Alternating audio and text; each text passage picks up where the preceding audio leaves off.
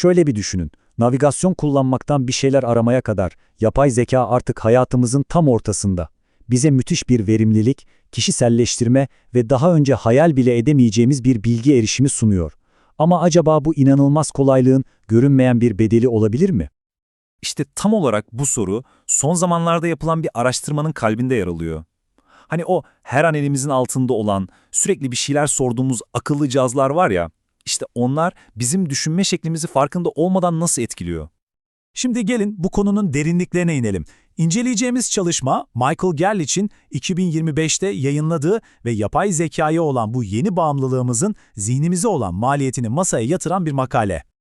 Yani inkar edemeyiz değil mi? Yapay zeka hayatımızı gerçekten çok kolaylaştırdı. Birkaç saniyede en karmaşık sorulara bile cevap bulabiliyoruz. Bize en iyi rotaları çiziyor. Hatta kişisel asistanımız gibi çalışıyor. Bu rahatlık gerçekten de inanılmaz. Ama işte tam da bu noktada işin rengi değişiyor ve araştırmanın gizemi başlıyor. Acaba yapay zekanın sağladığı bu kolaylıklar beynimizin en değerli yeteneklerinden birini, yani eleştirel düşünmeyi, biz farkına varmadan törpülüyor olabilir mi? Bu olguyu tam olarak anlayabilmek için iki tane kilit kavramı bilmemiz gerekiyor. Bu ikisi zihnimizin bu yeni dünyada nasıl çalıştığını anlamak için adeta bir anahtar rolü oynuyor.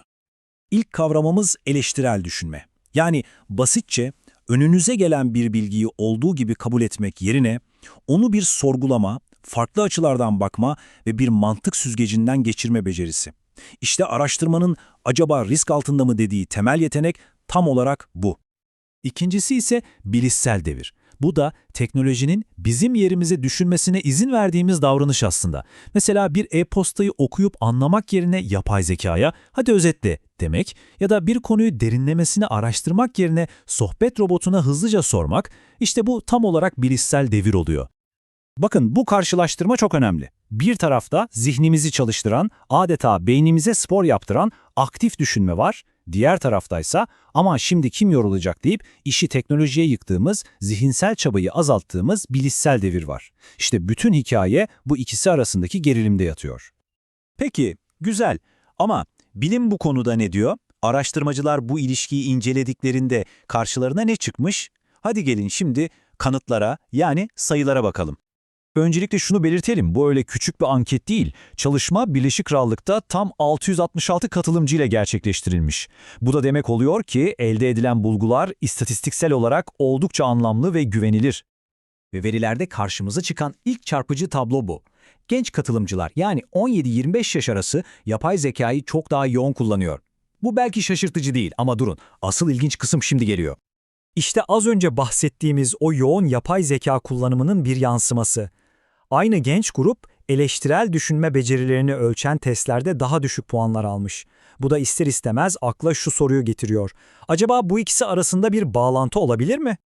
Ve işte araştırmanın en can alıcı noktası, adeta dumanı tüten silahı bu tablo. Bakın ne kadar net. Yapay zeka kullanımı arttıkça işleri ona devretme eğilimi de artıyor. Bu güçlü pozitif bir ilişki. Ama asıl bomba şu: hem yapay zeka kullanımı hem de bilişsel devir arttıkça eleştirel düşünme becerisi gümbür gümbür düşüyor. Aradaki ilişki güçlü ve negatif. Özetle, teknolojiye ne kadar çok düşünme işi verirseniz, kendi düşünme kasınız o kadar zayıflıyor. İyi de bu nasıl oluyor?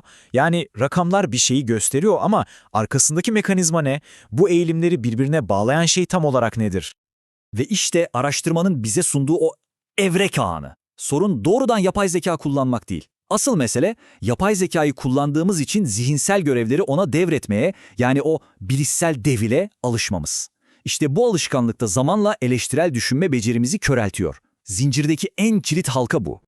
Yani olay aslında şu: yapay zekayı nasıl kullandığımız her şeyi değiştiriyor. Onu düşünmemize yardımcı olan bir asistan gibi mi kullanıyoruz, yoksa düşünme eyleminin kendisinden kaçmak için bir bahane, bir koltuk değneği olarak mı?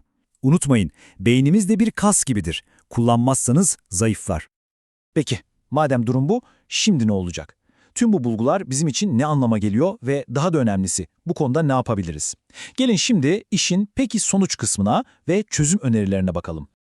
Bu cümle araştırmaya katılan birinin kendi ağzından çıkmış. Eleştirel düşünme yeteneğimi kaybettiğimi hissediyorum. İşte bu, o soğuk verilerin ve istatistiklerin arkasındaki gerçek insan hikayesi.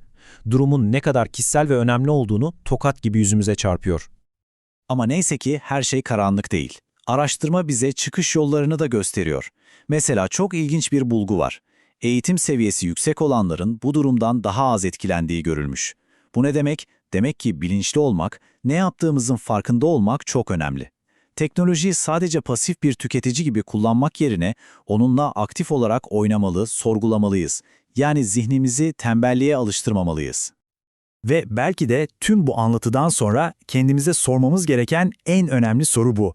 Teknoloji sadece bir araç. Onu düşünme becerimizin yerini alan bir şey olarak mı, yoksa onu daha da güçlendiren bir destekçi olarak mı kullanacağız?